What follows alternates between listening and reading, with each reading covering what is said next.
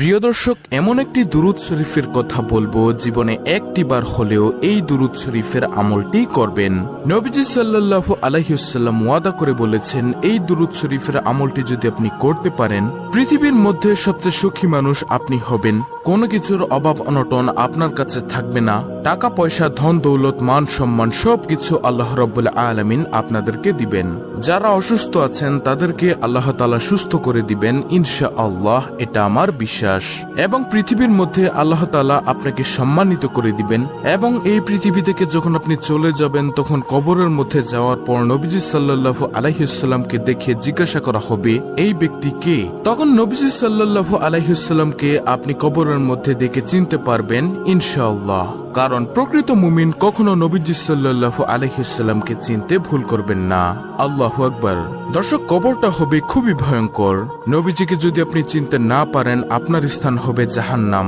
আর আপনি যদি নবীজি সাল্লাল্লাহু আলাইহি ওয়াসাল্লামের দুরূদ শরীফের আমলটা যদি করতে পারেন, তাহলে অবশ্যই নবীজিকে কবরের মধ্যে থেকে চিনতে পারবেন এবং বলতে পারবেন, ইনিই হচ্ছে আমার মায়ার নবী, বিশ্ব নবী, আখিরি নবী হযরত মুহাম্মদ সাল্লাল্লাহু আলাইহি ওয়াসাল্লাম।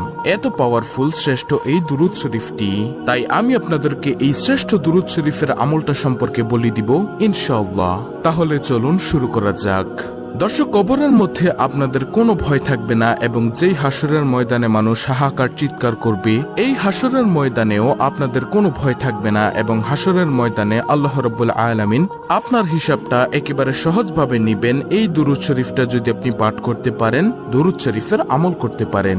কিন্তু প্রিয় দর্শক, এখানে একটি শর্ত হলো, শুধু দুরূদ শরীফ পাঠ করলেই হবে না, পাশাপাশি আপনাকে নবীজির সুন্নত এবং আল্লাহ তাআলার ফরজ বিধানগুলো পালন করতে হবে। দেখা গেল যে আপনি নামাজ পড়লেন না, রোজা রাখলেন না, হালাল হারাম বিবেচনা করলেন না, শুধু দুরূদ শরীফ পাঠ করলেন, তাহলে কিন্তু হবে না। হাসরের ময়দানে আল্লাহ রাব্বুল আলামিন আপনাকে ডাক দিয়ে ডাকার পর আপনার চেহারার দিকে তাকাবে এবং আমলনামার দিকে তাকাবে। তাকিয়ে আল্লাহ রাব্বুল আলামিন বলবে, যাও বান্দা, আমি তোমাকে ক্ষমা করে দিলাম। সুবহানাল্লাহ। তখন আর কোনো প্রশ্ন করবেন না।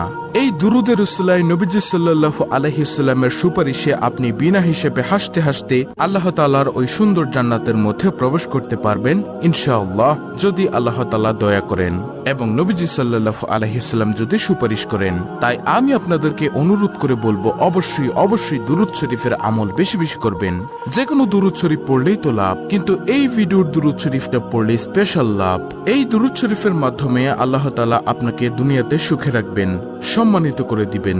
যে সম্মানের জন্য সবাই পাগল, যে সুখের জন্য সবাই পাগল, কিন্তু সবাই জানে না যে নবীজির দুরূদের মধ্যে যে সুখ আছে। একবার নবীজি সাল্লাল্লাহু আলাইহি ওয়াসাল্লাম ওয়াদা করে বলেছেন, এই দুরূদ শরীফটা আপনি একবার পড়বেন আর সঙ্গে সঙ্গে নবীজির রওজা পাকে ফেরেশতারা আপনার নাম, আপনার বাবার নাম, আপনার ঠিকানা সহকারে নবীজির রওজা মুবারকে পৌঁছে দিবে ফেরেশতারা। এবং সঙ্গে সঙ্গে আপনার মর্যাদা আল্লাহ তাআলা 10 গুণ বৃদ্ধি করে দিবেন এবং সঙ্গে সঙ্গে 10টি রহমত আপনার উপর নাজিল হবে এবং 10টি গুনাহ আপনার ক্ষমা হয়ে যাবে এবং 10টি নেকি আল্লাহ তাআলা আপনার আমলনামার মধ্যে দিয়ে দিবেন। সুবহানাল্লাহ। তাই আমি আপনাদেরকে বলবো, নবীজির দুরূদ আপনারা বেশি বেশি পড়বেন এবং আপনারা এই দুরূদ শরীফটা প্রতিদিন সকালে 100 বার পড়বেন। যদি দিনে পড়তে না পারেন তাহলে রাত হলেও পড়বেন। আর পড়তে মনে না থাকলে কোনো সমস্যা নেই, যখনই মনে হবে তখনই আপনি এই দুরূদ শরীফের আমলটি করবেন। ছোট্ট একটি ঘটনা আমি আপনাদেরকে বলবো। ঘটনাটি হলো, একজন বালক যুবক হজের মধ্যে গিয়ে তিনি সব জায়গার মধ্যে শুধু দুরূদ শরীফ পড়ছেন। বড় একজন আলেম হযরত নুমান শিবলি রাহমাতুল্লাহি আলাইহি তিনি বললেন, হে বালক, তুমি সব জায়গার মধ্যে শুধু দুরূদ শরীফ পড়ছো, হজের মধ্যে তো অন্যান্য দোয়াগুলো আছে, তুমি কি সে দোয়াগুলো পারো না? সে বালক বলল, হুজুর, আমি সব দোয়া পারি, তারপরও আমি শুধু দুরূদ শরীফ পড়ি।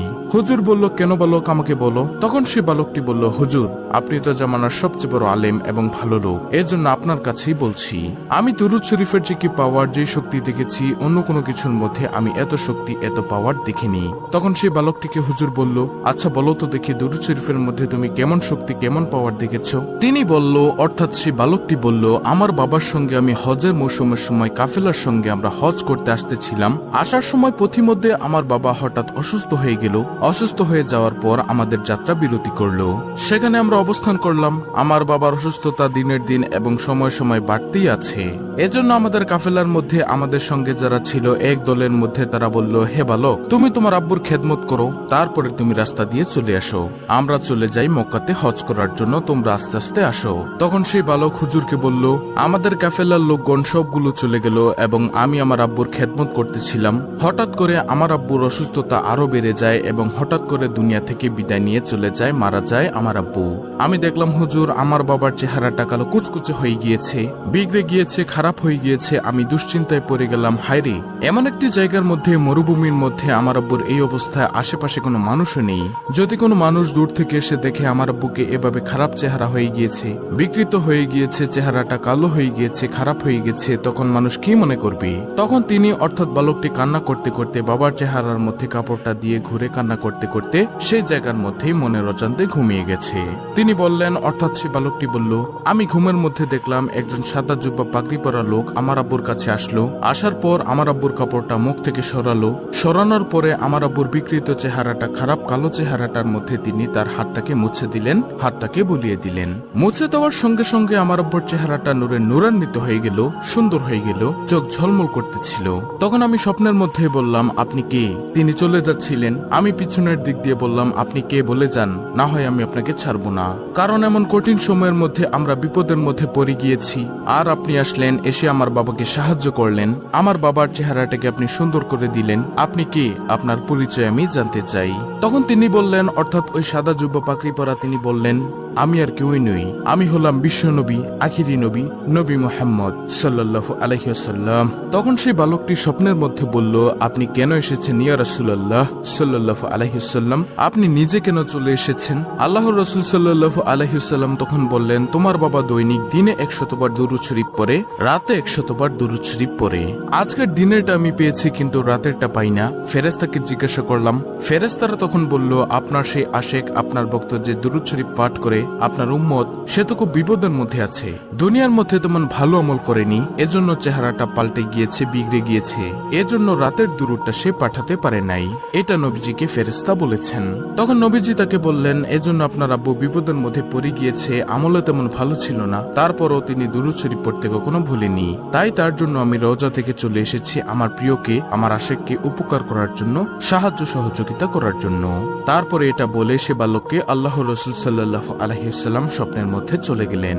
এরপর সেই যুবক বলল যে, হুজুর, আমি এরপর থেকে বুঝতে পারলাম দুরুদের মধ্যে যে কি ফজিলত, কি বরকত। এরপর থেকে আমি দুরুদ শরীফ পাঠ করি। প্রিয় দর্শক, এখন কথা হলো যে কোন দুরুদ শরীফ পাঠ করলে আপনার মর্যাদা বেড়ে যাবে, সওয়াব পাবেন। আজকে যে দুরুদ শরীফটা আমি আপনাদেরকে শিখিয়ে দিব, এটা 100 বার হলেও কমপক্ষে জীবনে পড়বেন। যদি পড়তে পারেন প্রতিদিন পড়বেন, প্রতিদিন পড়াই ভালো। যদি পড়তে না পারেন, যখনই মনে চাইবে তখনই এই দুরুদ শরীফটা পড়বেন। আর সেই দুরুদ শরীফটা হলো, আল্লাহুম্মা সাল্লি আলা সাইয়্যিদিনা মাওলানা মুহাম্মাদিন ওয়া আলা আলি সাইয়্যিদিনা মাওলানা মুহাম্মাদিন ওয়া বারিক ওয়া সাল্লিম। প্রিয় দর্শক, আমি আবার বলছি, ভালো করে শুনুন, স্ক্রিনশট নিয়ে নিন। আল্লাহুম্মা সাল্লি আলা সাইয়্যিদিনা মাওলানা মুহাম্মাদিন ওয়া আলা আলি সাইয়্যিদিনা মাওলানা মুহাম্মাদিন ওয়া বারিক ওয়া সাল্লিম। খুবই পাওয়ারফুল একটি দুরুদ, আপনারা প্রতিদিন 100 বার করে হলেও পড়বেন। যে কোনো সময় মনে চাইলে এই দুরুদটি পাঠ করবেন। টাকা পয়সা, ধন সম্পদ আপনার চতুর্দিক থেকে আল্লাহ রাব্বুল আলামিন আপনাকে দিয়ে দিবেন ইনশাআল্লাহ। এছাড়াও প্রিয় দর্শক, আপনি নবীজি সাল্লাল্লাহু আলাইহি ওয়াসাল্লামের উপর সব সময় যে কোনো দুরুদ শরীফ পাঠ করবেন। শুক্রবার দিনে, জুম্মার দিনে বেশি পাঠ করার চেষ্টা করবেন। এই ছিল আমাদের আজকের ভিডিও, অত্যন্ত গুরুত্বপূর্ণ একটি ভিডিও। ভিডিওটি ভালো লাগলে অবশ্যই চ্যানেলটিকে সাবস্ক্রাইব করে পাশে থাকা বেল বাটন অল বাজিয়ে দিবেন। ভিডিওটিতে একটি লাইক দিবেন এবং কমেন্টে আমিন লিখবেন এবং অন্য মুসলিম ভাই বোনদের কাছে ভিডিওটি শেয়ার করে দিবেন, যেন তারাও দেখে শিখে এই দুরুদের আমলটি করতে পারে। আল্লাহ রাব্বুল আলামিন আমাদের সকলকে দুরুদ শরীফের আমল নিয়মিত করার তৌফিক দান করুন। আমিন।